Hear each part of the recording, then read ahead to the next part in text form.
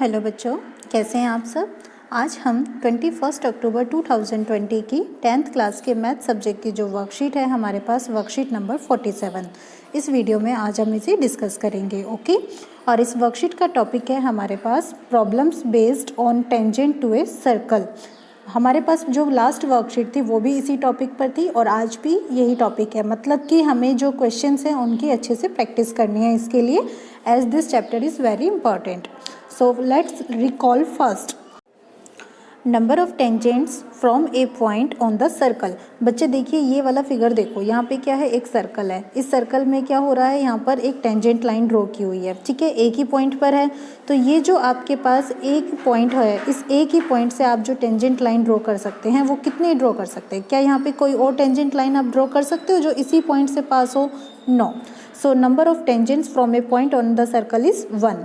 Second point, the tangent touches the circle at. जो भी हमारे पास टेंजेंट होती है वो सर्कल को कहाँ टच करती है? सिर्फ एक पॉइंट पर टच करती है, और इस पॉइंट को आप क्या बोलते हैं? Point of contact. तो आप यहाँ पर सेकंड मेंशन करेंगे पॉइंट ऑफ कॉन्टैक्ट, ठीक है बच्चा, एक ही पॉइंट होता है ये और इसको हम बोलते हैं point of contact. Third point, the length of tangent from a point outside the circle. अब देखो बच्चा, आप ये वाला फिगर देखो, यहाँ पे आपके पास ए पॉइंट है, इस ए पॉइंट से आपने इस सर्कल पर टेंजेंट ड्रॉ की है। एक तो आपने ए सी ड्रॉ की है और एक ए बी ड्रॉ की है। तो ये हमारे पास थ्योरम 10.2 भी है, और इस थ्योरम के अकॉर्डिंग हमारे पास जो टेंजेंट होती है जो हम एक्सटीरियर पॉइंट से ड्रॉ करते हैं उनकी लेंथ हमारे पास कैसी होती है? इक्वल होती है। तो बच्चों चलिए, हमने यहाँ पर रिकॉल तो कर लिया है। अब रिकॉल करने के बाद हमारे पास यहाँ पर कुछ एग्जाम्पल्स हैं, कुछ क्वेश्चंस हैं, हम उनको वन बाय वन जो है वो सॉल्व करते हैं। तो चलिए हम एग्जाम्पल नंबर 1 की तरफ मूव करते हैं। एग्जाम्पल 1, ये देखो बच्चे, यहाँ पे आपके पास यहाँ पर कॉन्सेप्ट क्या है? इन द गिवन फिगर आपके पास एक फिगर है, find the parameter of triangle ACB। ये वाला जो आपके पास यहाँ पर ट्राइंगल बना हुआ है, आपको इसका पेरीमीटर फाइंड आउट करना है। पेरीमीटर का मतलब हो गया सम ऑफ ऑल साइड्स, यानी कि जितनी भी हमारे पास साइड्स होती हैं हम सब यहाँ पर क्या करेंगे? उनका सम कर देंगे। If PC equals to 28 centimetre. बच्चे यहाँ पर देखो, PC यहाँ से लेकर यहाँ तक की जो लेंथ है हमारे पास कितनी है? 28 सेंटीमीटर है। तो चलिए हम यहाँ पर जो कॉन्सेप्ट है वो स्टार्ट करते हैं। सबसे पहले हम यहाँ पर यही कॉन्सेप्ट लेते हैं, क्या कि PC आपके पास कितना है? 28। भाई जो भी आपके पास गिवन पॉइंट है आप उसको तो मेंशन करेंगे ही। अब बच्चा जो PC है आप देख पा रहे हैं क्या कि वो किसके इक्वल होती है? देखो बच्चा, PC क्या है? एक टेंजेंट लाइन है। कहाँ से ड्रॉ की हुई है? C पॉइंट से ड्रॉ की हुई है। तो C पॉइंट से तो एक टेंजेंट और ड्रॉ हो रही है यहाँ पर, और इसका नेम क्या है? QC। तो PC की जो वैल्यू है वो QC के इक्वल है। आप यहाँ पर इसका जो रीज़न मेंशन करेंगे वो आप क्या लिखेंगे? टेंजेंट फ्रॉम C पॉइंट, यानी कि C पॉइंट से ये आपने टेंजेंट ड्रॉ की हुई है, that's why these are equal. तो एक तो कॉन्सेप्ट हमारे पास ये वाला हो गया है, first concept, PC equals to QC। अब बच्चा देखो, जैसे ये C पॉइंट जो है ये सर्कल के एक्सटीरियर है, ऐसे ही ये A पॉइंट भी तो सर्कल के एक्सटीरियर पॉइंट है। तो आप यहाँ पर देखोगे तो A पॉइंट से भी आपके पास टेंजेंट बन रही है, एक तो बन रही है PA और दूसरी कौन सी बन रही है? AR। तो आप यहाँ पर लिख सकते हैं क्या कि PA इक्वल है किसके? AR के। और इसका रीज़न आप क्या मेंशन करेंगे कि भाई ये आपकी टेंजेंट है और कौन से पॉइंट से है? A पॉइंट से है, ठीक है बेटा। ये हो गया है हमारे पास सेकंड नंबर का पॉइंट। अब जैसे आपका A जो एक्सटीरियर पॉइंट है, सेम ऐसे ही B पॉइंट भी आपका एक्सटीरियर पॉइंट है ना। A, B और C ये तीनों पॉइंट कहाँ है? इस सर्कल के बाहर है, एक्सटीरियर पॉइंट है। तो और इन तीनों पॉइंट से ही यहाँ पर टेंजेंट लाइन ड्रॉ हो रही है। B से देखो कौन सी हो रही है? ये वाली, ये क्या नेम है इसका? BQ। और एक ये वाली यहाँ से यहाँ तक, इसका क्या नेम है? BR। तो हम यहाँ पर मेंशन कर सकते हैं कि जो BQ है वो भी किसके इक्वल है? BR के। और ये हो गई है हमारे पास इक्वेशन नंबर 3। इसका आप यहाँ पर रीज़न मेंशन करेंगे क्या कि भाई ये आपकी टेंजेंट है और कौन से पॉइंट से है? B पॉइंट से है। तो आपको 3 इक्वेशन यहाँ पर मिल जाती है। अब हम यहाँ पर क्या कर रहे हैं, मतलब ये तो हमने कॉन्सेप्ट देखा है जो हमें साफ साफ दिख रहा है, और जो नहीं दिख रहा है हम उसको यहाँ पर देखने की कोशिश करते हैं। तो चलिए, जो हमारे पास कॉन्सेप्ट है ना यहाँ पर PC इक्वल्स टू 28 सेंटीमीटर, हम इसको लेते हैं PC बेटा आप ज़रा देख के मुझे बताओगे कि PC जो है वो कौन कौन सी साइड से मिलकर बना है? PC आपके पास यहाँ से यहाँ तक की लेंथ है और ये दो पार्ट्स में बटी हुई है, एक तो PA और दूसरा AC। तो आप यहाँ पर PC की वैल्यू को लिख सकते हो किसके इक्वल, PA प्लस AC के लिख सकते हो ना, और PA प्लस AC। अब बच्चा आपने PA की वैल्यू तो AR लिखी है, ये देखो इक्वेशन नंबर 2 से, वही देखो PA की वैल्यू किसके इक्वल है, AR के। तो आप यहाँ पर PA की जगह अप्लाई कर सकते हो AR, और AC को आप ऐसे ही रहने दो, AR प्लस AC। अब ये जो वैल्यू है किसके इक्वल है भाई, PC आपका गिवन है 28 सेंटीमीटर, तो इसका मतलब ये वाली वैल्यू भी 28 सेंटीमीटर के इक्वल है, और हमने इसको ले लिया 4th नंबर का पॉइंट। अब PC की जो वैल्यू है वो किसके इक्वल है, हमने सबसे पहले लिखा है इक्वेशन नंबर 1 में, देखो PC इक्वल्स टू QC, तो ये आपकी वैल्यू QC के इक्वल है। QC भी आपके पास दो साइड से मिलकर बनी हुई है, एक तो QB और फिर BC, तो आप यहाँ पर मेंशन करेंगे QB प्लस BC, और QB यानी कि BQ बोल सकते हैं ऐसे, कोई फ़र्क नहीं पड़ने वाला। और ये किसके इक्वल है, this is equal to BR, कहाँ से मिल रहा है आपको, इक्वेशन नंबर 3 से, तो आप इसकी जगह अप्लाई कीजिए BR plus BC as it is रहने दीजिए, और ये वाली वैल्यू भी आपके पास किसके इक्वल होगी भाई, जब PC 28 है तो QC भी 28 होगा, तो आपने यहाँ पर मेंशन कर देना है दिस इज़ इक्वल टू 28, और ये हो गई है आपकी इक्वेशन नंबर 5th। अब आपके पास यहाँ पर 2 पॉइंट आ चुके हैं, एक तो इक्वेशन नंबर 4 और एक इक्वेशन नंबर आपके पास आ चुकी है 5। आप क्या कर दीजिए, यहाँ पर दोनों को ऐड कर दीजिए, दोनों इक्वेशन से ना, इक्वेशन नंबर 4 एंड 5 दोनों को ऐड कर दो। जब आप दोनों को ऐड करते हो तो आपको मिलता है AR plus AC plus BR plus BC, okay. और राइट साइड में क्या है, 28 प्लस 28, तो 28 को 28 से आप ऐड कर दीजिए राइट साइड में। अब आप देखो AR प्लस AC किसके इक्वल है, ज़रा देखो, आप ध्यान से देखो। चलो मैं थोड़ा सा यहाँ पर इरेज कर देती हूँ ताकि अच्छे से आपको दिखे, यहाँ पे ये लीजिए। अब आप मुझे बताओ AR आपके पास ये वाली साइड है, देखो है ना, ठीक है। AC आपके पास ये वाली साइड है, तो ये वाली साइड तो AC तो कंप्लीट साइड है, इसको हमें छेड़ने की ज़रूरत नहीं। फिर है BR आपके पास ये वाली साइड है। अब बच्चा देखो AR और BR अगर आप इन दोनों को प्लस कर दो तो ये एक साइड बन जाएगी आपके पास, कौन सी साइड बन जाएगी, ये कंप्लीट साइड यानी कि AB।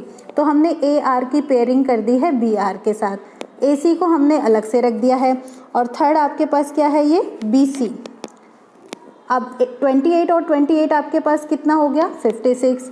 AR प्लस BR, भाई AR प्लस BR कौन सी साइड बन गई, AB, तो आपके पास AB plus AC plus BC मिल गया है, ओके। और ये किसके इक्वल है, 56 के। अब बच्चा एक बार देखो क्या कि AB आपके पास ये वाली साइड, AC आपके पास ये वाली साइड, और BC आपके पास ये वाली साइड। इसका मतलब आपके पास जो ट्रायंगल है ABC उसकी तीनों साइड्स का आपको सम मिल गया है, और जब तीनों साइड्स का सम मिल जाता है तो आप उसको क्या बोलते हैं, पेरीमीटर। तो पेरीमीटर आपके पास कितना हो गया है यहाँ पर, 56 सेंटीमीटर। तो ये हमारा यहाँ पर आंसर हो जाता है। तो बच्चों आपको एग्जाम्पल 1 क्लियर हुआ, बहुत अच्छे से क्लियर हो गया ना, वेरी गुड। तो चलिए हम एग्जाम्पल नंबर 2 को देखते हैं। Example number 2, prove that the angle formed between the two tangents to a circle from a point outside it। देखो बच्चा कॉन्सेप्ट समझो सबसे पहले कि आपको क्या कहा है। prove that the angle formed, आपके पास एंगल बन रहा है, ठीक है, कहाँ पे बन रहा है, between the two tangents, दो टेंजेंट्स के बीच वाला एंगल, तो यानी कि ये वाला एंगल, समझ में आया इतना। To a circle from a point outside it, ये वाला ई पॉइंट जो है वो आउटसाइडर पॉइंट है। It is supplementary to the angle, ये सप्लीमेंट्री है। सप्लीमेंट्री आपको ध्यान है क्या होता है, सप्लीमेंट्री एंगल का मतलब हो जाता है कि अगर आपके पास दो एंगल्स का सम 180 डिग्री के इक्वल होता है तो आप उसको बोलते हैं सप्लीमेंट्री, ठीक है बेटा। अब ये सप्लीमेंट्री है तो इसका मतलब दूसरा एंगल भी चाहिए, तो दूसरा एंगल आपके पास सेकंड एंगल कौन सा है, to the angle subtended at the centre, centre पे जो एंगल बना हुआ है दैट मीन्स दिस एंगल। आपको इन दोनों का जो सम है वो क्या करना है, 180 डिग्री के इक्वल प्रूव करना है, तभी तो आप क्या होगे क्या कि ये आपके कैसे एंगल्स हैं, सप्लीमेंट्री एंगल्स है। By the line segments, line segment है आपके पास joining the point of contact, ये पॉइंट ऑफ कॉन्टैक्ट को ज्वाइन करने वाले आपके पास लाइन सेगमेंट है। और इन लाइन सेगमेंट के बीच का जो एंगल बन रहा है आपके पास ये वाला, आपको इसका और जो आपके पास इसके अपोजिट एंगल आपका बन रहा है जो टेंजेंट्स के बीच में बन रहा है, इन दोनों का जो सम आपको प्रूव करना है वो क्या करना है, 180 डिग्री। तो आप तभी तो कहोगे क्या कि ये आपके पास कैसे एंगल हो गए हैं, सप्लीमेंट्री हो गए हैं। तो सबसे पहले हम यहाँ पर मेंशन कर लेते हैं टू प्रूव डैट, कि हमें क्या प्रूव करना है। तो चलिए हम यहाँ पर एंगल लिखते हैं। टेंजेंट के बीच में जो एंगल बना हुआ है ये वाला एंगल, इसको आप क्या नेम देंगे, देखो सी से बन रहा है ये CED, so this is angle CED plus, और जो आपका यहाँ पर रेडियस के बीच में जो एंगल बन रहा है आप इसको क्या नेम देंगे, CAD। आपको प्रूव करना है इन दोनों का जो सम है किसके इक्वल, 180 डिग्री के इक्वल। ठीक है बेटा, तो चलिए हम स्टार्ट करते हैं यहाँ पे। अब बच्चा जब आप इसको स्टार्ट कर रहे हो तो आप यहाँ पर एक पॉइंट देख पा रहे हो क्या, कि यहाँ पर ये चारों पॉइंट्स ACED, ये चारों पॉइंट्स जो हैं वो मिलकर एक क्वाड्रिलेटरल बना रहे हैं ना, दिख रहा है ना आपको, क्वाड्रिलेटरल यानी कि जिसकी 4 साइड्स होती हैं। और जो भी आपके पास यहाँ पर 4 साइड्स हैं या फिर 4 एंगल्स है, तो ये शेप तो आपकी बन गई है क्वाड्रिलेटरल। तो इसमें आपके पास सम ऑफ ऑल एंगल्स कितना होता है, सम ऑफ एंगल्स क्वाड्रिलेटरल का, भाई ट्रायंगल का तो होता है 180 डिग्री और क्वाड्रिलेटरल का होता है 360 डिग्री। तो हम 360 डिग्री अप्लाई कर देंगे और चारों एंगल्स जो हैं वो 1 बाय 1 रख देंगे। तो सबसे पहले हम ये वाला जो एंगल है CAD इसको लेते हैं, सो एंगल CAD, ओके बच्चा। और जो एक सामने वाला एंगल है उसको ले लेते हैं CED, और जो बाकी के एंगल्स बचते हैं वो ले लेते हैं। एक तो एंगल आपके पास ये वाला बचता है ACE, ठीक है बेटा, और ऐसे ही इसके सामने वाला एंगल है ये वाला, ये क्या है, एंगल ADE। इन चारों एंगल्स का सम आपके पास कितना होना चाहिए, 360 डिग्री के इक्वल होना चाहिए। अब बच्चा आपको एक पॉइंट माइंड में होगा क्या, कि जो भी आपके पास रेडियस होती है वो क्या होती है, टेंजेंट के क्या होती है, परपेंडिकुलर होती है। अगर वो टेंजेंट के परपेंडिकुलर होती है तो इसका मतलब यहाँ पर ये जो भी एंगल बन रहा है ACE ये वाला एंगल, ठीक है बेटा, ये वाला एंगल, और एक ये वाला एंगल ADE, इन दोनों की वैल्यू किसके इक्वल होगी, 90 डिग्री के इक्वल होगी। तो हम क्या करते हैं, इनकी जो वैल्यू है वो 90 डिग्री के इक्वल रख देते हैं, ओके। तो इस इक्वेशन में आप इनकी वैल्यूज़ पुट कर दीजिए और फिर देखिए आपके पास क्या मिलता है।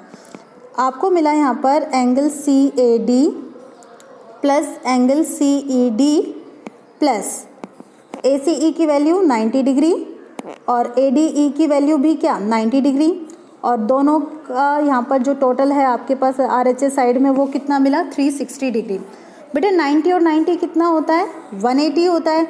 तो हम नेक्स्ट में यहाँ पे क्या करते हैं, लिखते हैं angle CAD plus angle CED, और वैल्यू लिखिए, राइट साइड है 360 डिग्री और इसमें से ये 90 और 90 180 डिग्री होता है। जब राइट साइड जाएगा तो माइनस हो जाएगा, तो 360 डिग्री में से कटेगा, माइनस होगा, तो आपके पास क्या बचेगा, यहाँ पे आपके पास बचेगा 180 डिग्री। और यही आपको यहाँ पे प्रूव करना था। देखो यही आपको प्रूव करना था ना, सेम आपने ऐसे ही प्रूव किया है कि एंगल CAD और एंगल CED दोनों का जो सम आया वो आपके पास कितना आया है, 180 डिग्री आ गया है।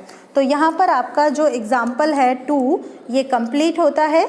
एग्जाम्पल 2 के बाद अब हमारे पास नेक्स्ट जो एग्जाम्पल है वो है एग्जाम्पल नंबर 3। बहुत ही अच्छा सा क्वेश्चन है। देखो, in the given figure find angle DOB। आपको DOB ये वाला एंगल फाइंड आउट करना है एक तो, ठीक है बेटा, एंड एंगल ODC ये वाला एंगल, आपको ये दोनों एंगल जो है यहाँ पे फाइंड आउट करना है। तो चलिए अब हम इसको स्टार्ट करते हैं।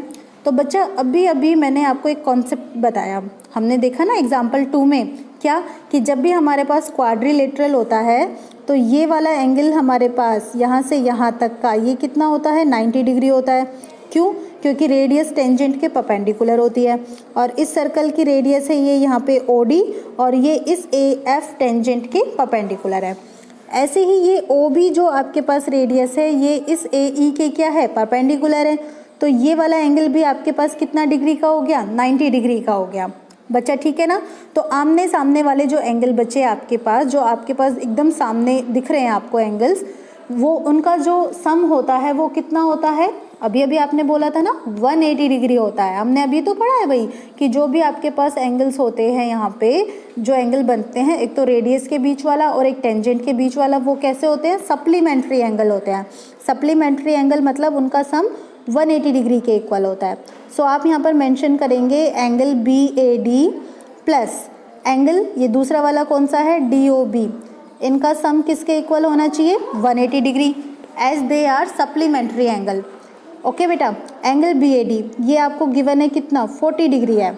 तो आप यहाँ पर एंगल डी ओ बी की वैल्यू इजीली कैलकुलेट कर सकते हो। कैसे, एंगल डी ओ बी आपके पास क्या हो जाएगा, 180 डिग्री तो है ही, यहाँ पे 40 डिग्री माइनस हो गया है, राइट साइड आ गया है, तो आपके पास बचता है 140 डिग्री। तो इसका मतलब आपके पास ये वाला एंगल आ चुका है कितना, 140 डिग्री। अब इस 140 डिग्री के बाद आपको फाइंड आउट करना है ये वाला एंगल, ये कौन सा नेम है इसका, ODC। तो आप इसको कैसे फाइंड आउट करेंगे, तो बेटा यहाँ पर एक कॉन्सेप्ट होता है, वो मैं आपको बता देती हूँ क्या, कि जब भी हमारे पास सेंटर पे कोई एंगल बनता है, जैसे ये एंगल बन रहा है ना 140 डिग्री, ये वाला जो एंगल आपका अगर सर्कल के किसी पार्ट पर बने तो उसका डबल होता है। ओके, उसका क्या होता है, डबल होता है। तो इसका मतलब आप ये कह सकते हो कि एंगल DOB जो है वो डबल है किसका, एंगल DCB का। DOB आपका सेंटर पे बन रहा है और DCB आपका कहाँ बन रहा है, सर्कल के पार्ट पे। यहाँ पे ये वाला एंगल बन रहा है सर्कल के पार्ट पे, तो ये क्या हो जाता है, सेंटर पे बनने वाले एंगल का हाफ हो जाता है।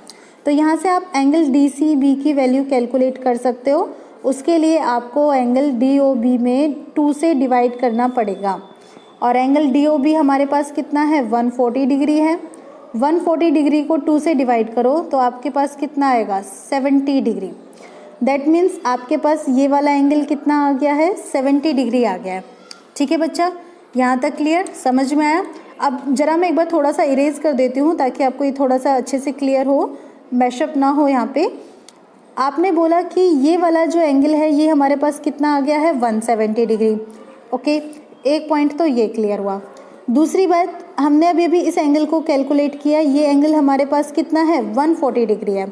अब बेटा अगर ये 140 है तो आप ये वाला एंगल कैलकुलेट कर सकते हो ना, एंगल DOB जो अंदर वाला है, इनर वाला एंगल है, वो कितना होगा, आप उसको बोलेंगे यहाँ पर क्या, रिफ्लेक्स एंगल।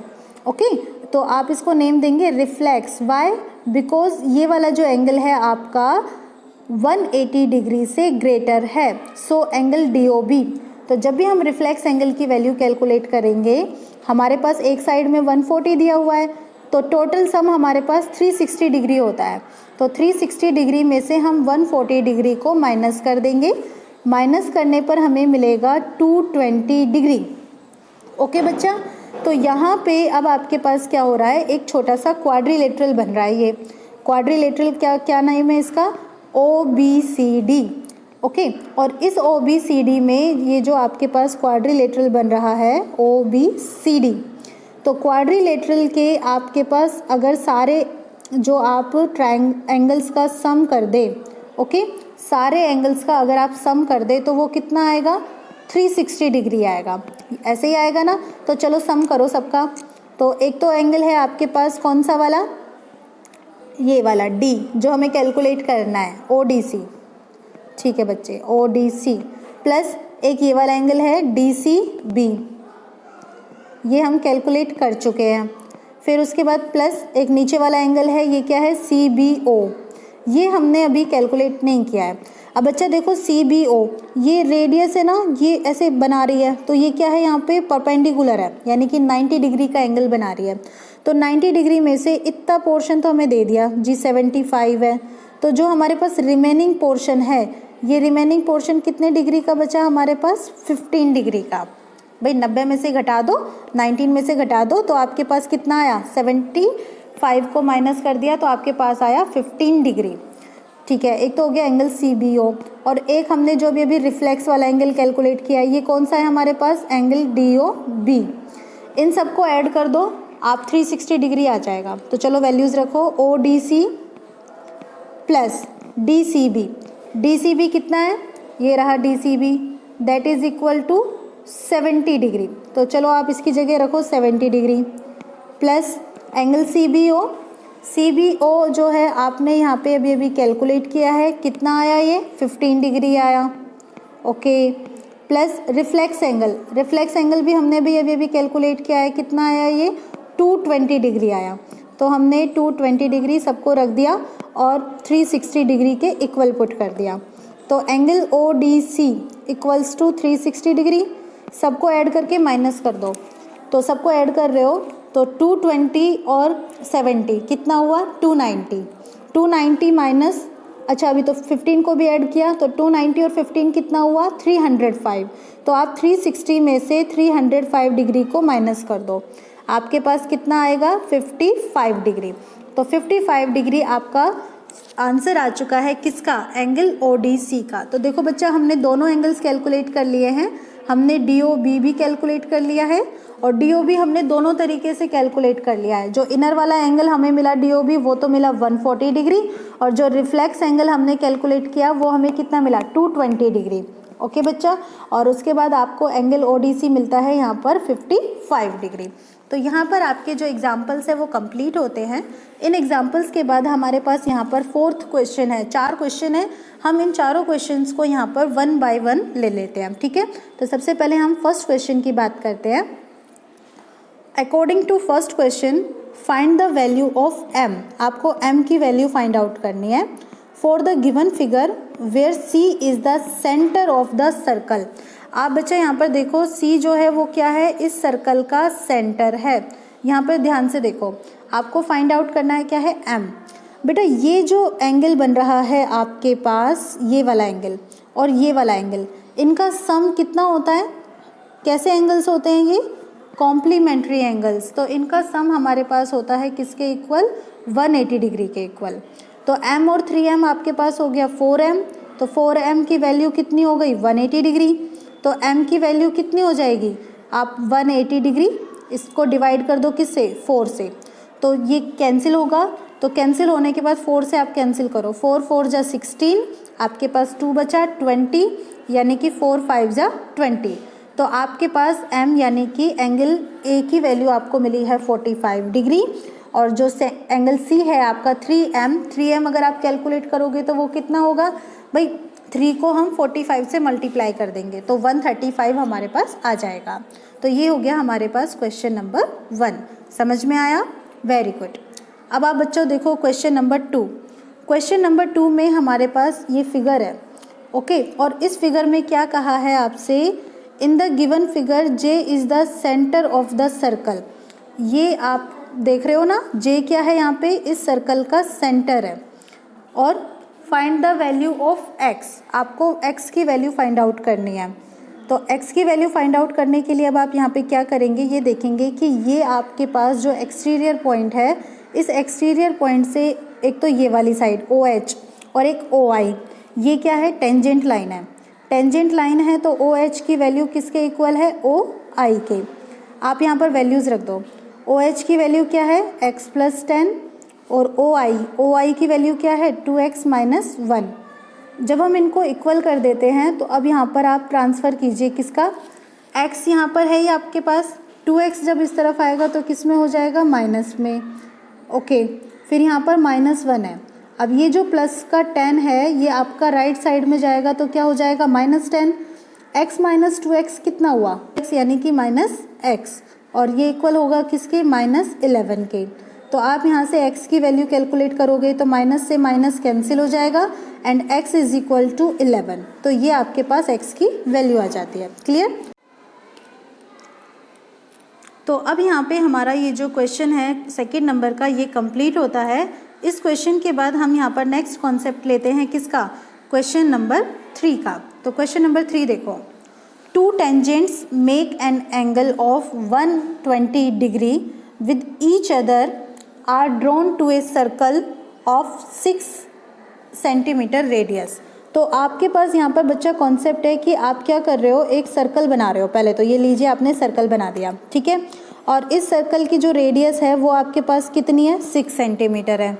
नाउ 2 टेंजेंट्स आप यहाँ पर ले रहे हो कि 2 टेंजेंट्स है आपके पास, ये चलिए 2 हमने टेंजेंट ले लिया। Makes an angle of 120 degree, ये जो एंगल बना रही है यहाँ पर कितना बना रही है, 120 डिग्री का। With each other are drawn to a circle of radius 6 centimetre, और ये 6 सेंटीमीटर का आपके पास रेडियस है। तो आप इनको एक बार लेबलिंग कर दीजिए, ओ, इसको नेम दे दीजिए ए, ये बी, और ये ले लीजिए आप पी। तो आपके पास इस तरह की शेप मिल जाती है। Now show that the length of each tangent, अब आपके पास यहाँ पर जो टेंजेंट आपने ड्रॉ की हुई है, आपको इसकी लेंथ कैलकुलेट करनी है, ठीक है बेटा। और जो लेंथ आप यहाँ पे बताएंगे वो आपको क्या शो करनी है, 2√3 सेंटीमीटर। तो 2√3 सेंटीमीटर को कैलकुलेट करने के लिए हम यहाँ पर क्या करते हैं, ये देखो, अगर आप यहाँ पर सेंटर पॉइंट से ऐसे एक लाइन ड्रॉ कर दें, ये तो हम जानते हैं ना। तो इस तरीके की जो लाइन है ये क्या करती है, ये वाला जो एंगल है पी एंगल, और जो आपका सेंटर पे एंगल बनता है, इनको क्या करती है, इक्वल 2 पार्ट्स में डिवाइड कर देती है। अगर इक्वल 2 पार्ट्स में डिवाइड करेगी तो ये एंगल हमारे पास क्या बचेगा, 60 डिग्री, और ये वाला एंगल भी हमारे पास क्या बचेगा, 60 डिग्री, ठीक है बेटा। यानी कि 2 हमें ट्रायंगल मिले और दोनों ट्रायंगल्स में हमें एक्यूट एंगल मिल गए, एक तो 60 डिग्री ऊपर वाले में और एक लोअर वाले में भी 60 डिग्री। अब नेक्स्ट कॉन्सेप्ट देखो आप यहाँ पे क्या, कि ये आपके पास कितने डिग्री का एंगल होता है, एंगल बी। भाई ये आप रेडियस जो है बना रही है किसके साथ, टेंजेंट के साथ, और रेडियस होती है टेंजेंट पे परपेंडिकुलर। सो ये वाला एंगल आपका क्या होगा, 90 डिग्री होगा। तो हम यहाँ पर क्या करते हैं, मेंशन कर देते हैं कि एंगल ओ बी पी, भाई ये तो आपका 90 डिग्री का एंगल है। ओके, वाई, क्योंकि यहाँ पर हम रीज़न मेंशन करते हैं कि जो रेडियस है वो परपेंडिकुलर है किस पे, टेंजेंट लाइन पे। तो टेंजेंट लाइन पर ये परपेंडिकुलर। नेक्स्ट आप एक काम कीजिए, हम ये लोअर ट्रायंगल लेकर चल रहे हैं, लोअर ट्रायंगल, ठीक है। तो इस लोअर ट्रायंगल में ये जो P वाला आपके पास एंगल है, इसको आप क्या नेम देंगे, OPB। ये आपके पास कितना हो गया है, 60 डिग्री हो गया है, ठीक है। क्यों हुआ है, क्योंकि OP, ये जो OP आपके पास लाइन सेगमेंट है, ये क्या कर रहा है, बाइसेक्ट कर रहा है किसको, एंगल P को बाइसेक्ट कर रहा है। तो ये 2 पार्ट्स में डिवाइड हो जाएगा, क्यों, क्योंकि आपने 120 को 2 से डिवाइड किया तो आपको 60 डिग्री मिल गया। तो हम यहाँ पर लोअर ट्रायंगल लेकर चल रहे हैं बेटा, हम कोई सा भी ट्रायंगल लेकर चल सकते हैं, क्योंकि हमें ना टेंजेंट फाइंड आउट करना है, ईच टेंजेंट। तो टेंजेंट हमारे पास PA भी है और PB भी है, तो हम कोई सी भी टेंजेंट ले सकते हैं, ठीक है। तो इसमें कंफ्यूज मत हो ना, आपका जो मन करे आप वो यूज़ कर सकते हो। तो हम यहाँ पर लोअर ट्रायंगल ले लेते हैं, और इसका नेम क्या है हमारे पास, OBP। इस ट्रायंगल को देखो जरा बच्चे, आपके पास ये O है, ये B है, और ऐसे ये लाइन आ रही है, और ये आपके पास यहाँ पर क्या बन रहा है, एंगल B। एंगल B आपके पास यहाँ पर कितना है, 90 डिग्री। अब बेटा जो एंगल B अगर ये बन रहा है तो इसका मतलब क्या हुआ, ये वाला एंगल कितना है हमारे पास, 60 डिग्री है। ओके, अब 90 डिग्री का जो एंगल बनता है वो किस पर बनता है, किस पर बनता है, वो बनता है बेस पर। और अगर हम यहाँ पर एंगल 60 डिग्री को लें तो एंगल 60 डिग्री के जो अपोजिट साइड होगी वो हमारे पास क्या होगी, परपेंडिकुलर होगी, और जो लोअर साइड ये वाली होती है, यानी कि जो टेंजेंट है, ये हमारे पास क्या होगी, बेस होगी। ये आपने कहाँ पढ़ा था, आपने पढ़ा था 8th चैप्टर में। तो हम यहाँ पर उसको कॉन्सेप्ट को यूज़ कर रहे हैं कि हमें यहाँ पर ऐसा फॉर्मूला लेना है जिसमें एक तो परपेंडिकुलर आ जाए और एक बेस आ जाए। तो परपेंडिकुलर और बेस कौन से फॉर्मूला में आता है, tan के में, और tan यहाँ पर एंगल कितना बना हुआ है, 60 डिग्री। आप वैल्यूज़ रख दीजिए भाई, काम आसान हो जाएगा इस फॉर्मूला को अगर आप यहाँ पर यूज़ करोगे तो। tan 60 डिग्री कितना हुआ, √3, और परपेंडिकुलर यानी कि OB side upon base, base कौन सी है, BP।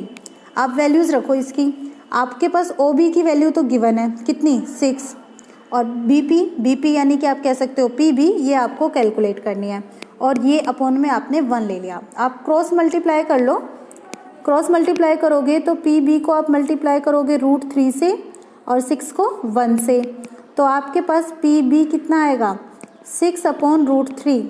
तो जब हमारे पास अपॉन में डिनोमिनेटर में रूट वाली वैल्यूज़ आती है तो हम क्या करते हैं, रेशनलाइज कर देते हैं।